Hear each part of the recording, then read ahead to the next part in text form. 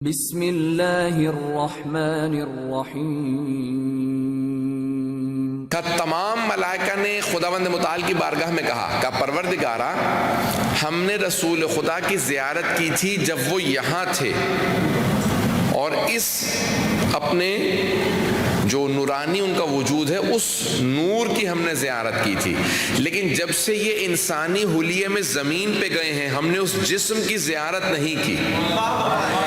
ہم ایک مرتبہ رسول خدا کی اس جسم کے ساتھ زیارت کرنا چاہتے ہیں۔ جب ہم خلق ہوئے تو ہم نے سب سے پہلے دیکھا ہی جو نور تھا وہ رسول خدا کا، علی مرتضیٰ کا، یہ نور انوار پنجتن کے دیکھے، لیکن جب سے زمین پہ گئے ہیں تب سے ہم نے زیارت نہیں کی۔ ایک مرتبہ ذرا رسول خدا کو آسمان پہ بلا لے کہ ہم ان کی زیارت کر لیں۔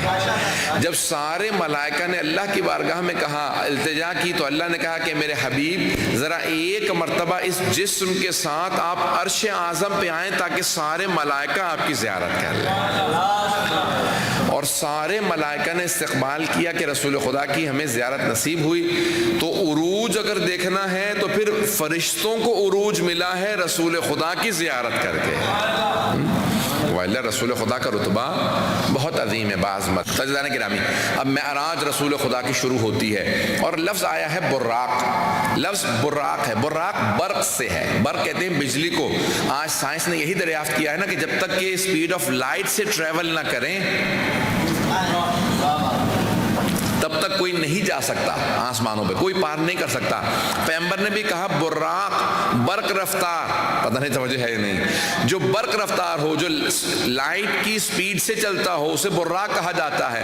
جب لوگوں نے پوچھا یا رسول خدا یہ براق کیا چیز ہے، کبھی تمہیں سمجھ نہیں آ سکتا، بس تم یہ سمجھ لو تم گھوڑے پہ سواری کرتے ہو، میری سواری کا نام براق ہے۔ عزیزان گرامی، اب جتنے لوگوں نے گھوڑے پر کے والے بنا دیے ہیں یہ سمجھے بغیر بنائے ہیں۔ اب یہ کیا مخلوق ہے، کس طرح سے پیغمبر اسلام کو سپیڈ آف لائٹ کے ساتھ لے جایا گیا، اب وہ کیا شے تھی، کیا مخلوق تھی، کس طرح سے سواری تھی، وہ پیغمبر کے حساب سے تھی تاکہ نہ آپ کو نقصان ہو، یہاں سے لے کے وہاں تک معراج ہو جائے۔ آج تک یہ حل ہی نہیں ہو سکا کہ براق ہے کیا اور سفر معراج کیا ہے۔ اس کو اگر کوئی سمجھا ہوتا تو سب لوگوں نے گھوڑا بنا دیا، اس کے پر لگا دی اور کہا کہ یہ رسول خدا کی سواری ہے، اس کا نام براق ہے۔ پتہ نہیں توجہ ہے یا نہیں ہے۔ براق برق سے ہے، برق کہتے ہیں بجلی کو، لائٹ کو، اگر بات واضح ہو رہی ہو تو۔ اب وہ لائٹ کا پیغمبر اسلام نے نور کا تصور دیا، بہت سے لوگوں نے فوراً ایک جو ہے وہ سفید رنگ کا نور کا گھوڑا بنایا، اس کے پر بنا دیے، کا وہ اڑا کے لے گیا۔ عزیزان گرامی، آج تک کسی کو معلوم ہی نہیں ہے کہ براق کیا ہے، کہ رسول خدا صلی اللہ علیہ وسلم کو براق پہ معراج ہوئی۔ اب تک تو بات واضح ہو رہی ہے سب لوگوں کے لیے۔ اب آئیں، رسول خدا معراج پہ گئے اور ساتھ میں کون آیا استقبال کے لیے؟ جناب جبرائیل آئے، کہا یا رسول خدا میں آپ کو لینے کے لیے آیا ہوں۔ اور ایک ایسا وقت آیا کہ رسول خدا چوتھے آسمان پہ پہنچے جہاں پہ جنت ہے اور جہاں پہ بیت معمور ہے، جو آسمان کی مخلوقات ہیں ان کا قبلہ وہاں پہ ہے۔ تو ایک مرتبہ اللہ نے قرآن کے اندر کہا کہ میرے حبیب ان سب سے سوال کیجئے۔ جناب امیر سے ایک مرتبہ کسی نے سوال کیا تھا، یہ قرآن کے اندر آئی ہے، آیت آئی ہے، اے میرے حبیب سوال کیجئے ان سب سے کہ انہیں نبوت کیسے ملی۔ اس کا مطلب ہے ان سب سے سوال کیجئے، یعنی انبیاء سے۔ یہ قرآن کی آیت ہے، قرآن زمین پہ نازل ہوا ہے۔ اب اگر رسول خدا نے اس پہ عمل کیا تو کیسے عمل کیا، اور اگر عمل نہیں کیا تو پھر اللہ کی نافرمانی کی معاذ اللہ۔ تو مولا نے کہا کہ سوال کرنے والے میں تجھے بتاتا ہوں، یہ سوال فرش کا ہے ہی نہیں، یہ عرش کا سوال ہے۔ یہ جب پیغمبر معراج پہ گئے تھے دونوں طرف صفے بنائے کھڑے تھے سارے انبیاء، سب سے آگے جناب ابراہیم کھڑے تھے، رسول خدا کے استقبال کے لیے سارے انبیاء کھڑے تھے۔ ایک مرتبہ اللہ نے کہا میرے حبیب رک جائیے، آگے مت جائیے گا، ان کا استقبال قبول نہ کیجیے گا، ان سب سے سوال کیجیے انہیں نبوت کیسے ملی۔ تو رسول خدا نے وہاں پہ سوال کیا تھا، اللہ نے وہاں آیت نازل کی تھی جب معراج پہ گئے تھے۔ تو پھر خود ہی مولا نے کہا کہ جواب میں تجھے بتا دیتا ہوں کہ سارے انبیاء نے کیا جواب دیا تھا۔ سوال قرآن میں آ گیا، جواب میں بتاتا ہوں انبیاء نے جواب کیا دیا۔ کہ سارے انبیاء نے کہا یا رسول اللہ، اللہ نے اپنی وحدانیت کی گواہی دینے پہ ہمیں نبوت دی، آپ کی رسالت کی، سرداری کی، آپ کے سید المرسلین ہونے کی گواہی دینے پہ اللہ نے ہمیں رسالت اور نبوت عطا کی، اور علی ابن ابی طالب کی ولایت کی گواہی دینے پہ اللہ نے ہمیں نبوت عطا کی۔ تو فوراً بہرحال یہ وہاں پہ سوال کیا، سارے انبیاء نے استقبال کیا۔ اس کے بعد 5ویں آسمان پہ گئے، 6ٹھے آسمان پہ، اور ایک ایسا وقت آیا کہ خود جناب جبرائیل نے ایک جملہ کہا کہ لو دنوتو لحترقتو، لو دنوتو انملتن لحترقتو، اگر میں ایک پور برابر بھی آگے بڑھ جاؤں، یعنی ٹپ آف دی فنگر، میں اتنا بھی فاصلہ اگر آگے بڑھوں تو میرے پروں کو جلا دیا جائے گا، اس سے آگے جانے کی مجھے اجازت نہیں ہے، صرف یہ آگے آپ کا مقام ہے، آپ جا سکتے ہیں۔ تو کیوں صرف رسول خدا جا سکتے تھے؟ کہ اب آگے کا جو رتبہ ہے وہ صرف پیغمبر اسلام کو جانے کی اجازت تھی۔ جناب جبرائیل کہتے ہیں کہ یہ جو عرش جہاں آ جاتا ہے وہاں ہمیں بھی جانے کی اجازت نہیں ہے۔ اب حدیث معراج کے میں نے انگلش میں ترجمہ کیا ہے، وہ رسول خدا نے وہاں بتایا کہ کیا کلام ہوا، بہت سی باتیں ہوئیں، ان میں سے کچھ باتیں پیغمبر نے بتائیں۔ میں نے مکمل کر دیا موضوع کو، تھوڑا سا آپ کا وقت لوں گا، ابھی 5 سے 10 منٹ اور لوں گا، کہ میں نے بہت سی چیزیں چھوڑ دی، جتنا جلدی جتنا ہو سکتا تھا میں نے مختصر پیش کیا ہے۔ جب پیغمبر اسلام معراج سے واپس آئے تو سارے صحابہ نے سوال کیا۔ تفسیر صافی مرحوم فیض کاشانی جو ہمارے بزرگ ترین محدثین میں مفسرین میں ہیں، ان کی تفسیر کا نام ہے تفسیر صافی، حدیث کی کتاب ہے الوافی، اور ان کی بے انتہا کتابیں ہیں حدیث کے موضوع پہ، علم کلام پہ، فلسفے پہ، ہر موضوع پہ ان کی کتاب ہے۔ ون آف دا گریٹسٹ علماء، ہمارے عظیم ترین علماء میں شمار ہوتا ہے فیض کاشانی کا، ملا محمد محسن فیض کاشانی۔ تو انہوں نے اپنی تفسیر صافی میں لکھا ہے، تفسیر میں لکھا ہے کہ سارے صحابہ نے رسول خدا سے سوال کیا، یا رسول اللہ، اللہ نے آپ سے کلام کیا؟ کہاں؟ کہ خود اللہ نے کلام کیا؟ کہاں؟ کہ اللہ کی آواز کیسی ہے؟ کہا کہ یہ تو میں نے خود اللہ سے سوال کیا۔ یا رب پروردگارا انت کلمنی ام علی، پروردگارا کیا تو مجھ سے بات کر رہا ہے یا علی مجھ سے بات کر رہا ہے؟ تو فوراً پروردگار نے مجھے جواب دیا، کہا کہ انا کلمتک، میں نے تم سے کلام کیا ہے میرے حبیب، میں تم سے بات کر رہا ہوں۔ تو کہا کہ پروردگارا یہ علی کے لہجے میں کیوں کلام کیا؟ کہا میرے حبیب، جب میں نے آپ کو اپنے قریب دیکھا اور دیکھا کہ آپ کے دل کے اندر ایک اضطراب ہے، تو میں دلوں کے بھید جانتا ہوں، جس کو آپ سے سب سے قریب پایا، جو آپ سے سب سے زیادہ قریب تھا وہ علی ہے، آپ کے دل میں جو بسنے والا تھا وہ علی تھا، جو سب سے آپ کو محبوب ہے، جو سب سے زیادہ آپ کو پسند تھا وہ علی تھا۔ اے میرے حبیب، اس لیے میں نے علی کے لہجے میں آپ سے کلام کیا۔ تو کہا میں پروردگار نے مجھ سے علی کے لہجے میں کلام کیا۔ کہا کیا کچھ کہا؟ کہا کہ حدیث معراج جہاں پہ اخلاقیات بیان کیے کہ آپ کی امت سے کیا توقع۔ کہا میرے حبیب، کیا آپ جانتے ہیں میں نے آپ کا سارے انبیاء پہ کیوں انتخاب کیا؟ سارے انبیاء میں نے آپ ہی کو کیوں چنا کہ آپ سردار انبیاء بنے؟ تو کہا صحابہ نے یا رسول خدا، پھر آپ نے کیا جواب دیا؟ کہ میں نے فوراً پروردگار سے کہا کہ پروردگار تو بہتر جانتا ہے۔ دیکھیں کتنا پیارا انداز ہے۔ یہ نہیں کہتے کہ ہاں میں جانتا ہوں تو نے میرا انتخاب کیا، یہ نہیں کہتے کہ ہاں میں جانتا ہوں، کہا نہیں پروردگارہ تو بہتر جانتا ہے۔ عزیزان گرامی، جب انسان کسی عظمت کی بارگاہ میں ہو تو بڑائی پیش نہیں کرنی چاہیے، بلکہ اپنے آپ کو چھوٹے انداز سے پیش کرنا چاہیے۔ کہ پروردگار بہتر جانتا ہے کہ تو اس نے کیوں انتخاب کیا میرا۔ کہا میرے حبیب، اسی وجہ سے کہ آپ جیسا اخلاق کسی اور نبی کا نہیں ہے۔ اگر سب کو میں اخلاق پیش کرنے کے لیے کھڑا کر دیتا تو آپ سے بہتر اخلاق کسی کا نہیں تھا۔ آپ کبھی بھی تکبر سے پیش نہیں آتے، کبر و نخوت نہیں رکھتے، اتنا تواضع، اتنی انکساری، اتنے آپ کے اندر تواضع ہے، ہمبلنس ہے کہ ابھی بھی آپ جانتے ہوئے مجھ سے کہہ رہے ہیں کہ اللہ بہتر جانتا ہے۔ یہ نہیں کہتے کہ ہاں میں جانتا تو ہوں، نہیں کہا اللہ بہتر جانتا ہے، کہ جانتے ہوئے آپ کہہ رہے ہیں کہ اللہ بہتر جانتا، اس نے میرا انتخاب کیوں کیا؟ کہا ہے میرے حبیب، آپ جیسا اخلاق کسی کا نہیں ہے میرے حبیب۔ عزیزان گرامی، معراج کے اوپر کیا کچھ وعدے اور کیا کچھ بے انتہا تفصیل موجود ہے ہماری احادیث کی کتاب میں کہ وہاں کیا کچھ ہوا، اس کے واقعات۔ اور پھر پیغمبر اسلام جب واپس آئے تو آپ نے کہا دلیل کے طور پہ بتا رہا ہوں کہ معراج پہ گیا تھا، جب میں سفر سے آ رہا تھا تو بھی تمہارے پاس ایک قافلہ آ رہا ہے جس کے اندر اتنے لوگ ہوں گے، یہ ہوگا وہ ہوگا، یہ راستے سے۔ تو کہا کہ ہاں بھی تم لوگوں نے کہا ہاں ہم نے رات میں ایک ستارہ کو دیکھا، ایک ستارہ ٹوٹ رہا تھا۔ رسول خدا نے جتنی علامات بتائی تھی اس قافلے کی وہ سب ان کے اندر پوری تھی۔ تھیں. پیغمبر نے کہا اب تمہیں یقین آ رہا ہے کہ میں معراج پہ گیا تھا؟ پتہ نہیں توجہ ہے یا نہیں ہے. تو کہا میں معراج کے حالات بیان کر رہا ہوں. کہا کچھ ایسی چیزیں ہیں جو میں بیان نہیں کر سکتا کیونکہ تمہاری طاقت اتنی نہیں ہے کہ تم اسے برداشت کر سکو. کہا یا رسول خدا ہمارے لیے بھی کوئی تحفہ لے کے آئے ہیں؟ کہا ہاں ایک تحفہ لے کے آیا ہوں. کہا اللہ نے معراج پہ مجھے 5 نمازوں کا تحفہ دیا ہے. 5 نمازوں کا تحفہ دیا ہے. کہا 50 نمازیں تھیں لیکن پھر ہم نے ترخیص کروائی اس میں. کہا کہ پروردگارہ کم کر دے، کرتے ہوئے اللہ نے 5 نمازیں کر دی. توجہ ہے سب لوگوں کی؟ کہا کیونکہ کہا 5 نمازیں کر دی لیکن اللہ نے قانون بنا دیا امت محمدی صلی اللہ علیہ وسلم کے لیے کہ من جاء بالحسنۃ فلہ 10 امثالها، جو ایک نیکی انجام دے گا اسے 10 گنا ثواب ملے گا. پتہ نہیں بات واضح ہوئی ہے نہیں؟ قرآن کی آیت ہے من جاء بالحسنۃ فلہ 10 امثالها، جو ایک نیکی کرے گا اسے 10 گنا ثواب ملے گا. کیوں؟ کہا کیونکہ معراج پہ اللہ نے 50 نمازیں دی تھی. پیغمبر نے کہا میری امت 50 نمازیں نہیں پڑھ پائے گی تو اللہ نے 5 کی. کہا اب جو 5 پڑھے گا اسے 50 ہی کا ثواب ملے گا. پتہ نہیں بات واضح ہے یا نہیں ہے؟ اب یہ معراج کا تحفہ ہے 5 نمازیں، تو اس میں کوتاہی نہ کریں. ویسے بھی ہمارے ہاں تو پیغمبر اسلام نے حدیث ہے معصوم کی کہ آپ نے چھوٹ دی، ترخیص دی کہ ان کو 3 وقت پہ پڑھ لو. ظہر کو عصر کے ساتھ ملا کے، عصر کو ظہر کے ساتھ ملا کے، عشاء کو مغرب کے ساتھ ملا کے پڑھ سکتے ہیں. تو عزیزان گرامی بہت آسان کر دیا. اب اگر پھر بھی کوئی نماز میں کوتاہی کرے تو پھر بہت بڑی کوتاہی ہے، اس لیے نماز میں کوتاہی نہ کیجیے گا. شب معراج کا تحفہ ہے نماز. تو بہرحال پیغمبر اسلام کو اللہ نے ہدیہ دیا کہ آپ کی امت کے لیے ایک تحفہ دے رہا ہوں اور وہ ہے نماز. معراج کا تحفہ. جس طرح سے اگر ایک آدمی دن میں 5 مرتبہ نہا کے باہر آئے تو اس کے جسم پہ کوئی بھی چکناہٹ باقی نہیں رہے گی، کوئی میل، کوئی گندگی، کوئی نجاست باقی نہیں رہے گی. اسی طرح سے اگر ہماری روح 5 مرتبہ نماز میں غوطہ لگا کے باہر آئے تو جسم پہ کوئی گناہ باقی نہیں رہے گا.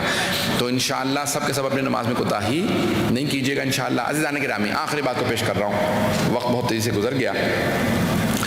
کہ عزیزان گرامی معراج پہ بے انتہا روایات ہیں، اخلاقی روایات بہت زیادہ موجود ہیں، تفصیل سے موجود ہیں، اور معراج کی بے انتہا تحائف جو پیغمبر اسلام نے اپنے آل سے متعلق دیے. ایک واقعہ پیش کرنا چاہتا ہوں اور انشاءاللہ وہ فضائل سے متعلق ہے، اور انشاءاللہ ایک بزرگ استاد سے سنا تھا اور انہی سے پیش کر رہا ہوں کہ فضائل سے متعلق. چلیں 2 ہیں لیکن ایک کو پیش کروں گا، زیادہ وقت نہیں لیتا آپ کا. تو فضائل سے متعلق ساری باتیں پیش کرنا بھی آسان نہیں ہوتا، جب تک کہ تمہید نہ باندھ لے تب تک اس کو پیش کرنا، بیان کرنا مناسب نہیں ہوتا. معصوم کے الفاظ ہیں کہ پہلے ذہنوں کو تیار کرو پھر بات کو پیش کرو. عزیزان گرامی جناب ختنی مرتبت نے امیر المؤمنین کو کہیں جنگ کے لیے بھیجا کہ یا علی جائیے جنگ کے لیے. ساتھ میں 4 افراد کو بھیج دیا کہ 4 افراد لے جائیں. اب رسول خدا بھی جانتے تھے کہ لڑنا علی نہیں ہے، اب میں جو 400-500 افراد بھیجوں سب کا خرچہ، ان سب کے کھانے پینے کا بہت اچھا خاصا خرچہ اس زمانے میں آتا تھا، تو اب ایک ہی کو بھیج دیتا ہوں، ساتھ میں 4 افراد رہیں گے، لڑنا علی ہی نے ہے، باقی تو صرف. تو اب جناب امیر علیہ السلام کو کہا کہ جائیے 4 افراد کے ساتھ چلے جائیں اور جنگ کو فتح کر کے واپس آ جائیں. کئی دن گزر گئے، جناب امیر علیہ السلام واپس نہیں آئے. پیغمبر نے سارے صحابہ سے کہا کہ جو بھی مجھے میرے بھائی کی سلامتی کی خبر دے گا، مجھ سے جو مانگے گا میں اس کو عطا کروں گا. تو اب سب صحابہ بہت خوش ہوئے کہ ہمیں بہت ہی سستے داموں میں جنت مل جائے گی، ہم فوراً جنت کا تقاضا کر لیں گے کہ بھئی صرف یہ بتانا کہ امیر المؤمنین خیریت سے ہیں. تو اب سب کے سب مختلف جگہوں پہ جا کے بیٹھ گئے. مدینے سے باہر نکلے، کسی نے کہا کہ یہاں سے گئے تھے یہیں سے آئیں گے، کسی نے کہا نہیں اس طرف سے آئیں گے، کوئی کہیں پہ بیٹھ گیا. جناب سلمان جو ہیں وہ ایک پہاڑ پہ بیٹھ گئے. کہ سلمان پہاڑ بلندی پہ ہوتا ہے، جو آئے گا نیچے سے اوپر آئے گا کہ تم اوپر جا کے پہلے سے بیٹھ گئے ہو. پتہ نہیں توجہ ہے یا نہیں.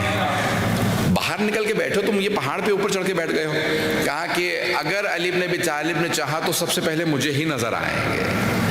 علی نے چاہا تو مجھے ہی پہلے نظر آئیں گے. بس میرا یہی قصد ہے کہ میں پہلے امیر المؤمنین کو نظر آؤں اور وہ مجھے نظر آئیں اور میں جا کے پیغمبر اسلام کو بتا دوں. سب نے کہا بوڑھے ہیں بیچارے، دوڑ بھاگ تو سکتے نہیں، تو اب یہ کہاں جا کے بیٹھیں گے. سب باہر چلے گئے. جناب سلمان بیٹھے ہیں. اتنے میں دیکھا کہ جناب امیر علیہ السلام تشریف لا رہے ہیں. جیسے ہی آتا دیکھا تو فوراً جناب سلمان اس بڑھاپے میں بہت تیزی سے چلتے ہوئے جانا چاہتے تھے پیغمبر کی بارگاہ میں جا کے بتائیں کہ امیر المؤمنین خیریت سے ہیں. تو جناب امیر نے فوراً جناب سلمان کو روکا کہ سلمان رک جاؤ، جلدی کی ضرورت نہیں ہے، اگر پہلے تمہیں نظر آیا ہوں تم ہی پیغمبر تک بھی پہلے پہنچو گے. تو تو اب جناب سلمان بیٹھ گئے، آرام سے بات کرنے لگے. جب باتیں ہونے لگیں تو وہ سمجھ گئے یقین کے ساتھ کہ اب پیغمبر کے پاس کوئی نہیں جا سکتا. کیا مانگو گے پیغمبر اسلام سے؟ کہا یا علی آپ کے صدقے میں ملنے والا ہے، آپ ہی بتائیے کیا مانگو پیغمبر اسلام سے. کہا سلمان رسول خدا سے کہنا کہ یا رسول اللہ، معراج پہ آپ کی اور اللہ کی راز و نیاز کی سیکرٹ گفتگو ہوئی تھی، میں چاہتا ہوں کہ مجھے بتا دیجئے کہ وہاں پہ آپ کی کیا گفتگو ہوئی تھی. اب وہاں رسول خدا اللہ سے وعدہ کر کے آئے تھے کہ کسی کو نہیں بتاؤں گا جو یہاں پہ گفتگو ہو رہی ہے، کیونکہ کسی میں اتنی صلاحیت ہی نہیں ہے کہ برداشت کر سکے، پتہ نہیں توجہ ہے یا نہیں ہے. تو اب یہ کوئی ایسا ہی بتا سکتا تھا کہ جس کو معلوم ہو کہ وہاں پہ کوئی خاص گفتگو ہوئی ہے جو صحابہ کو بتانے والی نہیں ہے.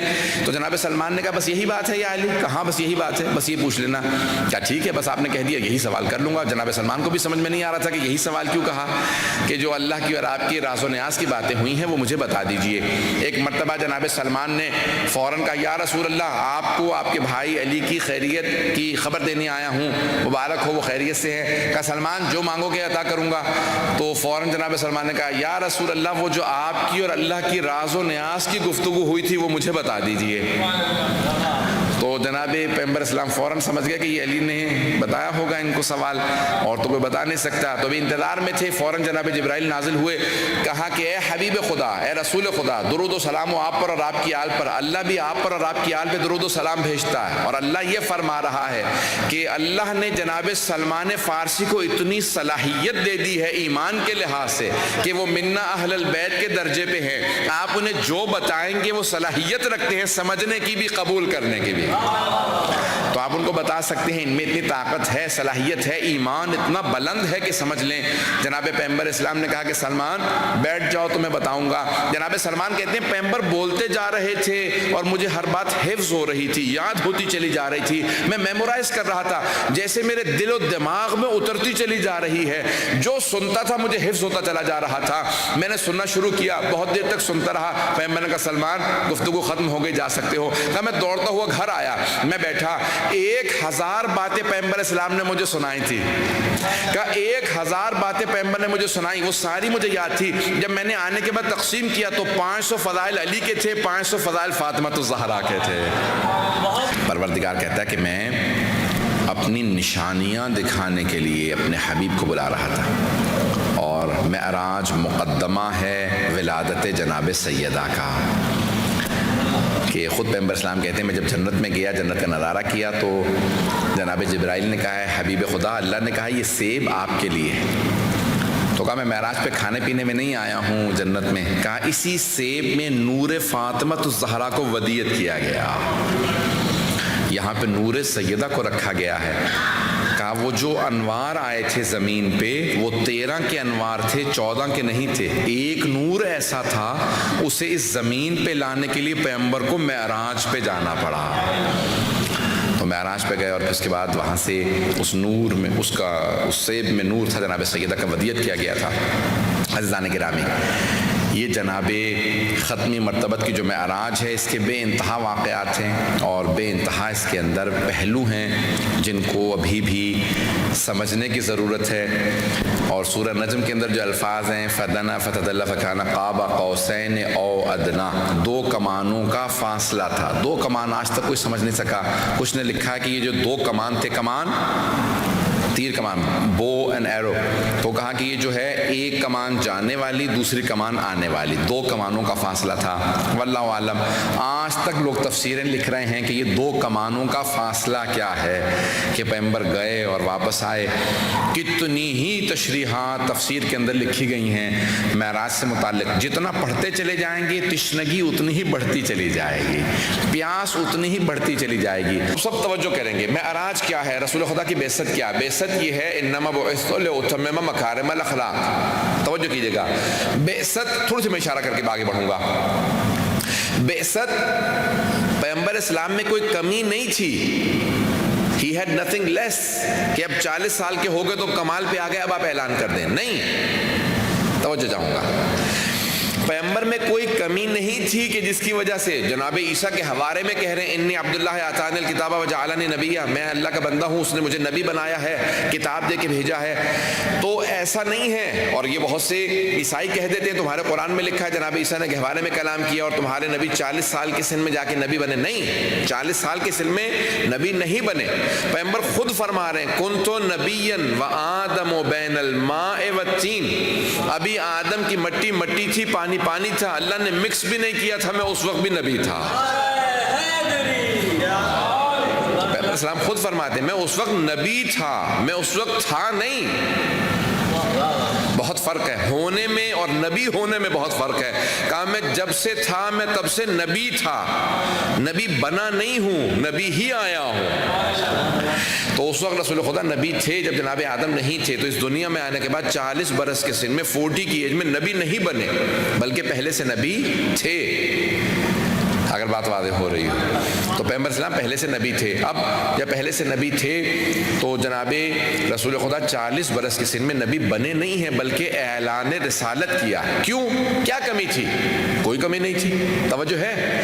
آج امام مہدی علیہ السلام میں کوئی کمی نہیں ہے جو آپ ظہور نہیں کر رہے ہیں. آپ مکمل ہیں، آپ کامل ہیں، آپ کے اندر کوئی کمی نہیں ہے. آپ اپنی ولایت کے لحاظ سے، امامت کے لحاظ سے پورے کمال پہ ہیں، پرفیکشن کے اوپر فائز ہیں، کوئی کمی نہیں ہے. معاشرے میں کمی ہے. جب معاشرہ تیار ہو جائے گا تو امام ظہور کر جائیں گے. سوسائٹی میں کمی ہے، ہمارے ہاں اطاعت کی، علم کی، اس سمجھ کی، سوچ کی، ہم میں کمی ہے، امام میں کمی نہیں ہے. اب تک تو توجہ ہے لوگوں کی میرے ساتھ. معاشرے میں اطاعت کی کمی ہے، فرما برداری کی، علم کی، معرفت کی کمی ہے، ہم میں کمی ہے، امام میں کمی نہیں ہے.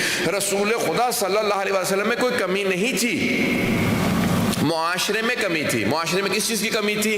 علی ابن ابی طالب کی کمی تھی، محافظ رسالت کی کمی تھی. جیسے ہی جناب امیر علیہ السلام کی ولادت ہوئی تو اس کے بعد جب 10 سال کے ہو گئے، 9-10 برس کے تھے، تو اللہ نے کہا کہ اے میرے حبیب، یا ایھا المدثر قم فانذر وربک فکبر، اے میرے حبیب، اے کالی کملی والے کھڑے ہو جائیے، اعلان کر دیجئے، لوگوں کو ڈرائیے کہ شرک کو چھوڑ دو، نجاستوں کو چھوڑ دو، برائیوں کو چھوڑ دو، شراب کو چھوڑ دو، جوئے کو چھوڑ دو، بیٹیوں کو دفنانا چھوڑ دو، اس راستے پہ آ جاؤ جو سارے انبیاء کا راستہ ہے. لیکن اب آپ کے ساتھ آپ اکیلے نہیں ہوں گے، حفاظت کرنے والا میرا علی آپ کے ساتھ ہوگا، یہ آپ کی حفاظت کرے گا. تو عزیزان گرامی، معاشرے میں اس وجود کی کمی تھی، پیغمبر کے اندر کوئی کمی نہیں تھی. ایک تو یہ بعثت کا میں نے آپ کو فلسفہ سمجھا دیا.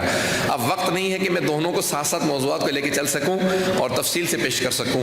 تو اب بعثت، رسول خدا کی حدیث صرف ایک پیش کر دو، انما بعثت لاتمم مکارم الاخلاق، میں مکارم اخلاق کو، جتنے بھی اخلاقیات ہیں، ان کو ان کے کمال پہ پہنچانے کے لیے بھیجا گیا، مبعوث کیا گیا ہوں. میری بعثت تمام اخلاقیات کو، ایتھکس کو، اس کے کمال پہ پہنچانے کے لیے ہوئی ہے. اللہ نے مجھے بھیجا ہے. تو عزیزان گرامی، جو سب سے مشکل قوم تھی، جو سب سے مشکل قوم تھی، جو سب سے مشکل لوگ تھے، وہ اس زمانے کے عرب تھے. بھئی آج کے عرب اتنے مشکل ہیں تو آپ سوچیے اس زمانے کتنے مشکل لوگ رہے ہوں گے. اتنے ڈیفیکلٹ پیپل تھے، بہت ہی ڈیفیکلٹ، یعنی مشرک بھی تھے، سخت دل بھی تھے، بدو عرب، بیٹیوں کو جو زندہ دفنا دیتے ہوں. تو جو سب سے مشکل قوم تھی، ان کے لیے اللہ نے سب سے باعظمت، سب سے عظیم نبی کو مبعوث کیا. کہا جو سب سے مشکل ہے میرے حبیب، آپ سب سے باعظمت ہے، انک لعلی خلق عظیم، آپ خلق عظیم کے مالک ہیں، میں آپ کو مبعوث کر رہا ہوں کہ آپ جا کے ان کو تبلیغ کریں. توجہ ہے سب لوگوں کی میرے ساتھ. تو عزیزان گرامی، اللہ نے سب سے عظیم نبی کو، سب سے بڑے نبی کو سب سے مشکل لوگوں میں بعثت کی، بھیجا. اور پیغمبر اسلام نے ان لوگوں کو بھی اسلام کی دعوت دی، لوگوں کو مسلمان کیا، لوگوں کو اخلاق. عزیزان گرامی، اب بہت سے لوگ یہ کہتے ہیں کہ جو کافر تھے انہیں مسلمان بنایا، مسلمان کو مومن بنایا، مومن کو متقی بنایا، متقی کو یقین کے درجے پہ فائز کیا، جو یقین کے درجے پہ فائز تھا اسے کل ایمان بنایا. عزیزان گرامی، رسول خدا نے جو بے زر تھے انہیں ابو ذر بنا دیا، جو غیر مسلم تھے انہیں سلمان بنا دیا. عزیزان گرامی، کسی کو مقداد بنایا، کسی کو عمار بنایا. یہ پیغمبر اسلام کا کمال تھا، جس کو دیکھتے تھے اگر اس میں ظرفیت تھی تو پیغمبر نے اسے کمال پہ پہنچا دیا. جن میں خود ظرفیت نہیں تھی وہ محروم رہے، پیغمبر کے پاس وہ محروم رہے جن میں اپنی ظرفیت اچھی نہیں تھی، جن کا اپنا ضمیر اچھا نہیں. یہ بعثت ہے. اب آئیں ذرا معراج، اب جناب ختمی مرتبت، اب ہمارے بھائیوں نے ایک روایت نقل کر دی ہے جس کی وجہ سے وہ ضد میں آ جاتے ہیں کہ نہیں رسول خدا جو ہیں وہ ان کی معراج اس طرح سے ہوئی، اور وہ راوی جو ہیں اس کی وہ ایک ام المومنین ہے، نام نہیں لوں گا، تو کہتے ہیں کہ وہ ام المومنین نے کہا کہ نہیں رسول خدا کی معراج جسمانی نہیں تھی، بس جو دروازے پہ زنجیر تھی وہ ہل رہی تھی، پانی جو وضو کے لیے کھڑے ہوئے تھے تہجد پڑھنے کے لیے وہ بہہ رہا تھا، بستر بھی گرم تھا، گئے اور واپس آ گئے تو کہا مجھے معراج ہو گئی ہے، پتہ نہیں توجہ ہے یا نہیں۔ اب وہ ضد بنا لی ہے ان سارے مسلمانوں نے، کہتے ہیں کیونکہ ام المومنین نے بیان کیا ہے، اب رسول خدا کے بس اتنی سی معراج ہے، وہ گئے ہیں اور وہ کچھ نہیں ہوا اور اس کے علاوہ کچھ نہیں ہے، چند لحظوں کی ہے اور وہ معراج خواب میں تھی۔ عزیزان گرامی، اولاً تو یہ حدیث ضعیف ہے، کیوں؟ کیونکہ ان ام المومنین کی شادی پیغمبر اسلام سے مدینے میں ہوئی ہے اور مدینے میں ہجرت کر کے رسول خدا آئے ہیں، معراج قرآن کی روح سے مکے میں ہوئی ہے۔ سبحان الذی اسری بعبدہ لیلا من المسجد الحرام الی المسجد الاقصی الذی بارکنا حولہ، ہم نے مسجد حرام سے وہ جو سب سے دور مسجد ہے وہاں تک ہم نے معراج کروائی ہے، رات کا وقت تھا، سیر کروائی اپنے بندے کو۔ اب آئیں ذرا معراج جسمانی کی میں دلیلیں پیش کر رہا ہوں، سننا چاہ رہے ہیں سب لوگ؟ معراج جسمانی کی پہلی دلیل ہے سبحان الذی اسری بعبدہ لیلا من المسجد الحرام، یہ کہ اللہ کا کہنا کہ لیلن یعنی رات کے وقت معراج کرانا۔ رات کہتے ہیں ایک زمان کو، زمان اور مکان تو سب سمجھتے ہیں نا، ٹائم اینڈ اسپیس، اللہ نے لفظ استعمال کیا سبحان الذی اسری بعبدہ لیلاً، رات کے وقت معراج کرائی، رات کے وقت معراج کروائی۔ یہ رات کا سفر جسم سے متعلق ہوتا ہے کیونکہ زمان کا تعلق ہی جسم سے ہے۔ تو اب یہ پہلی دلیل، ملا صدرہ نے 8 دلیلیں لکھی ہیں، ان میں سے پہلی دلیل کہتے ہیں یہ لفظ استعمال کرنا رات کے وقت سیر کروائی ہے، تو یہ زمان ہے، ٹائم پیریڈ ہے، یہ زمان میں کسی ٹائم کے اندر کہ اتنی مدت کے اندر ہم نے سفر کروایا، تو یہ خود دلیل ہے کہ جسمانی ہے، نمبر 1۔ نمبر 2، سبحان الذی اسری بعبدہ، ملا صدرہ کہتے ہیں کہ اللہ نے کہا میں نے اپنے عبد کو، اپنے بندے کو معراج کرائی۔ اگر اللہ کہہ دیتا نا میں نے اپنے نبی کو معراج کروائی، تو نبوت کو معراج انسان تصور کر سکتا ہے کہ یہ خواب میں ہو سکتی ہے، کیونکہ نبوت کا تعلق جسم سے نہیں ہے، نبوت عہدہ ہے، منصب ہے، لیکن جب کہتے ہیں نا عبد تو یہ بندگی جسم سے وابستہ ہے، بندگی کا تعلق جسم سے ہے، پتہ نہیں ہے یا نہیں ہے، اب میں فلسفے کی پوری بحث ہے یہاں پہ پیش کر رہا ہوں۔ تو عبدیت کا تعلق جسم سے ہے، عبد کو اللہ سبحانہ وتعالیٰ نے کہا میں نے اپنے عبد کو سیر کروائی، رات کے وقت سیر کروائی، تو سیر کروانا عبد سے متعلق ہے، رات سے متعلق ہے، دونوں جسم پہ دلالت کرتی ہیں۔ آئیں ذرا ایک اور دلیل پیش کر دیتا ہوں، پتہ نہیں کس حد تک لوگ میرے ساتھ چل رہے ہیں۔ سبحان الذی اسری بعبدہ لیلا من المسجد الحرام الی المسجد، من اور الی، اب یہ 2 اور دلیلیں ہیں۔ جب بھی کہا جاتا ہے نا عربی میں من ابتدائے غایت کے لیے آتا ہے، الی انتہائی غایت کے لیے آتا ہے، من فرام اینڈ الی ٹو۔ جب بھی آپ کہتے ہیں نا میں نے اپنے کہا کہ میں اپنے گھر سے یہاں پہ آیا ہوں، فرام اینڈ ٹو، تو عزیزان گرامی کوئی نہ کوئی ابتدائے غایت ہے، کوئی نہ کوئی انتہائی غایت ہے، there must be a point of beginning and a point of end، کوئی شروع اور کوئی آخر کی جگہ ہے۔ خواب کے اندر ابتدا اور انتہا کی کوئی جگہ نہیں ہوتی، یہ ابتدا ہونا اس کا مطلب ہے جسمانی معراج ہے، یہ انتہا ہونا اس کا مطلب ہے معراج جسمانی ہے، پتہ نہیں اب تک ہیں یا نہیں۔